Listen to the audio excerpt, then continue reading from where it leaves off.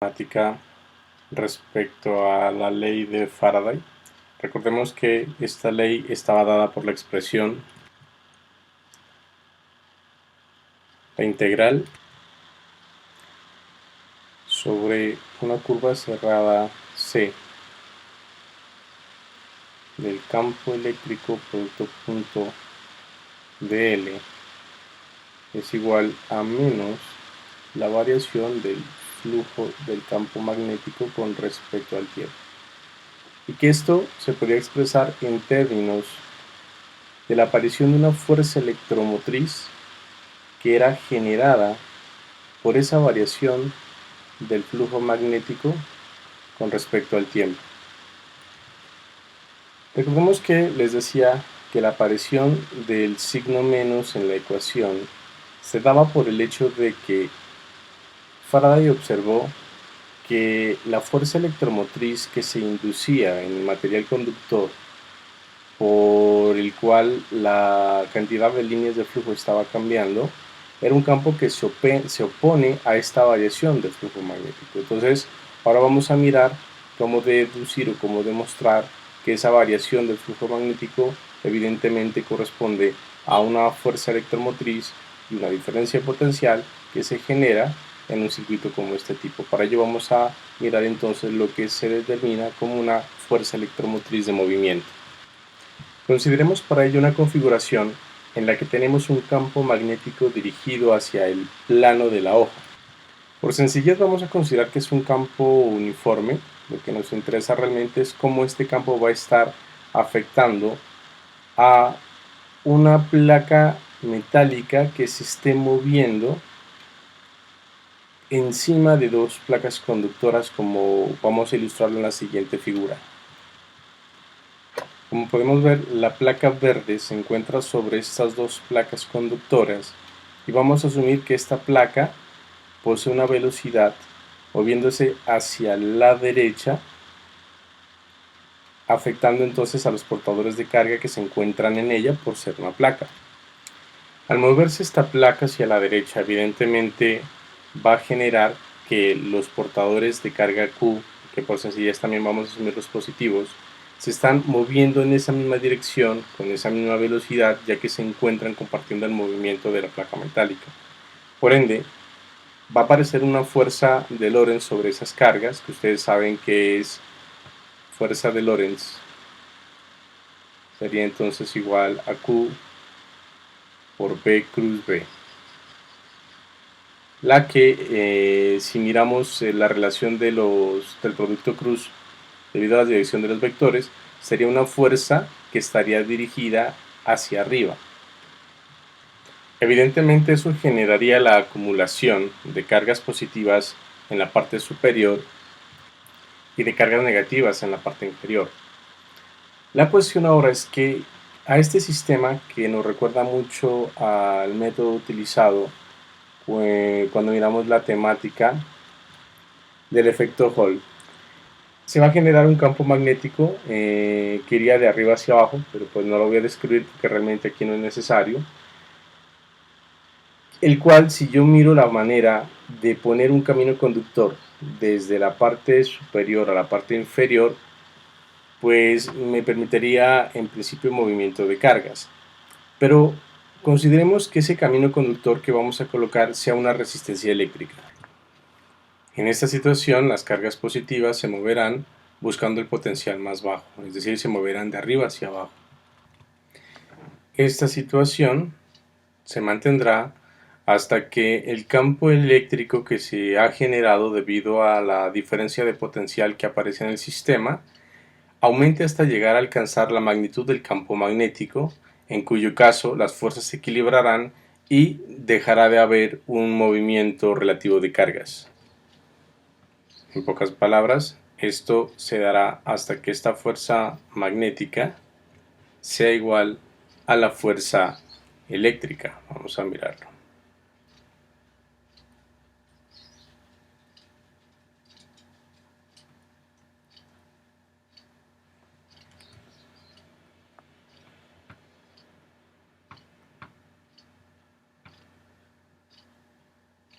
Lo que en términos de magnitud y dadas las direcciones que se presentan en el problema, me diría entonces que la carga por la velocidad por el campo magnético van a ser iguales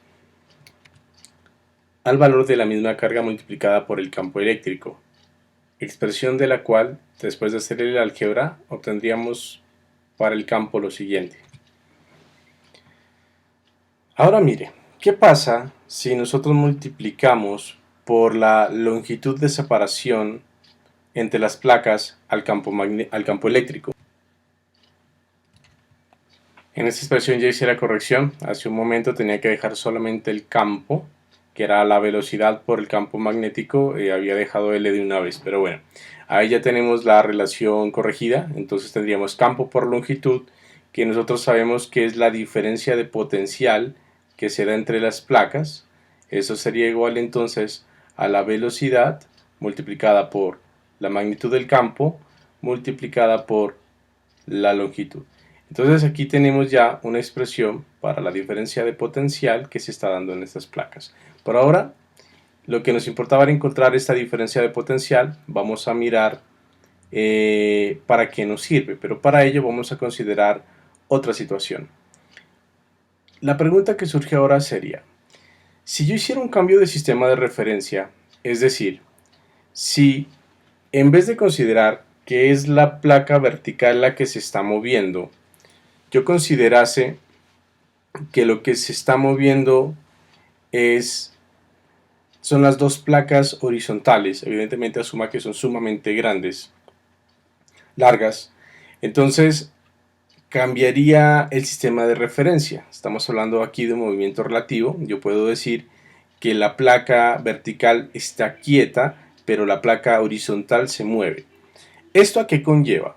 Que con este cambio de sistema de referencia yo tengo que, al no tener movimiento esta placa vertical, entonces no tiene una velocidad en este sistema de referencia. Y si no tiene velocidad, entonces esta ecuación de Lorentz para la fuerza magnética no tendría sentido, porque pues simplemente al hacer la velocidad igual a cero, pues la fuerza magnética también lo es. Evidentemente, al no haber fuerza magnética, implicaría que no tendríamos por qué tener movimiento de portadores de carga hacia arriba en este sistema de referencia. La pregunta que surge entonces es, ¿y de dónde sale la fuerza electromotriz que está generando el movimiento de estas cargas si desde esta perspectiva no es de origen magnético? Eso quiere decir que la fuerza que está moviendo las cargas en este sistema de referencia debe ser de origen electrostático y vamos a suponer que está dada por la relación fuerza igual a carga por el campo, donde en esta ocasión el subíndice NO significa que esas fuerzas son de origen no conservativo, pues en principio no podemos garantizar que sí lo sean. Entonces, de todas maneras, al demostrar el mismo comportamiento de movimiento que se tenía para el otro sistema de referencia, pues en principio ese campo no conservativo debería tener en magnitud el mismo valor que teníamos calculado para ese campo que aparecía por origen magnético, es decir, debe ser igual a la magnitud de la velocidad multiplicada por la magnitud del campo magnético. Por otro lado, si nosotros quisiéramos mirar cuál es el trabajo debido a esas fuerzas no conservativas para mover las cargas, que al final de cuentas se estarían moviendo desde una placa a la otra placa, entonces sería igual a esas fuerzas no conservativas multiplicados por la distancia que se están moviendo. Es decir, sería igual a la carga por la magnitud del campo multiplicada por la longitud, que al mismo tiempo viene a ser igual entonces a la carga por la velocidad, por la magnitud del campo magnético en este caso, por la longitud. Pero de esta relación yo puedo hacer que el trabajo debido a las fuerzas no conservativas vaya a ser dividido por el valor de la carga, lo que me daría entonces velocidad por magnitud de campo magnético por longitud. Usted sabe que por definición el trabajo realizado por unidad de carga pues viene siendo la fuerza electromotriz, sería en este caso, porque es la que está originando ese movimiento y es de origen eléctrico. y esto va a ser igual a B por P por L. Entonces tenemos una relación como la que estamos observando aquí, perdonen, que la fuerza electromotriz es igual a la velocidad por la magnitud del campo por la separación entre las placas, y observe que esta expresión que tengo en la parte inferior derecha es igual a la expresión que calculamos para el otro sistema de referencia. Es decir, la fuerza electromotriz es igual a la diferencia de potencial que aparecen entre las dos placas, lo que pues a la larga no es nada del otro mundo. Pero vamos a considerar ahora lo siguiente. Si nosotros vemos el problema desde la perspectiva del flujo magnético, nosotros tenemos que en esta zona, vamos a pintarlo un poquito,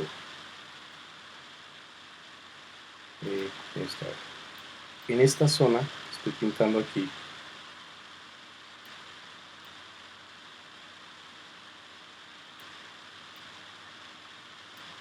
se genera una sección de área a través de la cual están pasando las líneas del flujo magnético. Entonces, mire que si la varilla se mueve, o en su defecto, si la varilla está quieta pero las dos placas se mueven a la izquierda, de todas maneras, en cualquiera que sea la perspectiva que estemos analizando, esta sección transversal de área para el campo estaría creciendo, es decir, de alguna manera esa sección de área está cambiando. Si nosotros hacemos el cálculo del flujo magnético que está atravesando esa sección, vamos a hacerlo. Entonces, si hacemos el cálculo del flujo magnético que está atravesando esa sección, nosotros sabemos que por definición el flujo magnético es la integral sobre una superficie S de B punto de S.